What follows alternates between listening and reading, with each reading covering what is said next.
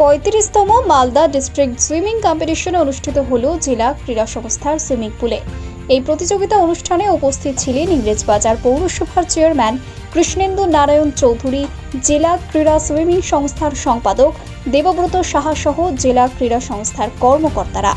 সংস্থার পক্ষ থেকে জানা যায়, বেরাসিটি ইভেন্টে মোট 200 জন প্রতিযোগী এই সুইমিং প্রতিযোগিতায় অংশগ্রহণ করে বলে জানা যায়। এই সুইমিং প্রতিযোগিতাকে ঘিরে প্রতিযোগী ও তাদের অভিভাবকদের মধ্যে উৎসাহ উদ্দীপনা ছিল চোখে পড়ার মতো। আজকে মালদা ডিএস এর সুইমিং বিভাগের আজকে আমাদের প্রতিযোগিতা চলছে, যার আনুষ্ঠানিক উদ্বোধন করলেন আমাদের মালদা ডিএস এর মাননীয় সম্পাদক কৃষ্ণেন্দু নারায়ণ চৌধুরী।